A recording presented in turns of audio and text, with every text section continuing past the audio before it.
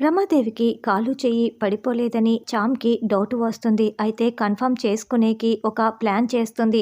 రమాదేవి గదిలో ఉండగా దోమలన్నీ లోపలికి వచ్చేలా చామ్ ప్లాన్ చేస్తుంది. దాంతో రమాదేవి కదలకుండా ఆ వీల్ చైర్‌లో కూర్చొని ఉంటే దోమలన్నీ కొట్టేస్తూ ఉంటాయి. "ఏయ్ చామంతి, దోమలన్నీ కుట్టేస్తున్నాయి" అని రమాదేవి విలవిల్లాడిపోతూ కదలకుండా వాటిని తోలుకోకుండా అలాగే కుట్టించుకుంటూ ఉంటుంది. "అయ్యో అమ్మగారు, నేను చూసుకోలేదు.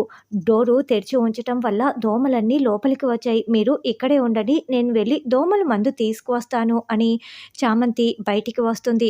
ఇక చామంతి వెళ్ళిపోయిందని రమాదేవి లేచి దోమల్ని తోలుకుంటూ, "అబ్బా! అబ్బా! ఇప్పటికే నేను ఇన్ని దోమల్ని కొట్టించుకున్నాను. చూడు ఎంత ఎర్రగా అయిపోయిందో.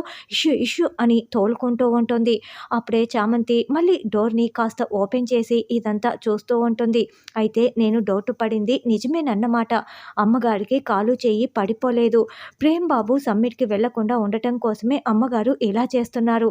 వెంటనే ప్రేమ్ బాబుకి చెప్పాలి అని కిచెన్‌లో రమాదేవి కోసం జ్యూస్ తయారు చేస్తున్న ప్రేమ్ దగ్గరికి వెళ్ళి, "బాబు, మీ అమ్మగారికి కాలు చెయ్యి పడిపోలేదు. అంతా బాగానే ఉన్నారు. ఆవిడ నాటకం ఆడుతున్నారు బాబు" అని ప్రేమ్ చెప్పటంతో, "ఏం మాట్లాడుతున్నావు చామంతి? అమ్మ ఎందుకు నాటకం ఆడుతుంది? నువ్వు ఎందుకు ఇలా చెప్తున్నావు? ఆ అవసరం ఏముంది?" అని ప్రేమ్ అంటాడు. "అయ్యో బాబు, మీరు సమ్మిట్‌కి వెళ్ళకుండా ఉండటం కోసమే ఆవిడ ఇలా చేస్తున్నారు. కావాలంటే ఆవిడకి కాలు చెయ్యి బాగుంది. నాతో రండి చూపిస్తాను" అని ప్రేమ్ చెయ్యి పట్టుకొని చామ్ తీసుకువస్తూ ఉంటుంది. ఇక్కడేమో రమాదేవి దోమల్ని తోలుకుంటూ, ఫైట్ చేస్తూ అటు ఇటు తిరుగుతూ ఉంటుంది. అప్పుడే సరిగ్గా చామంతి, ప్రేమ్ డోర్ ఓపెన్ చేస్తారు. ఇప్పుడు రమాదేవి కుట్ర బయటపడింది కాబట్టి ప్రేమ్ రమాదేవిని చీకొట్టి సమ్మిట్‌కి ఎలా వెళ్తాడన్నది రానున్న ఎపిసోడ్‌లో తెలుసుకుందాం.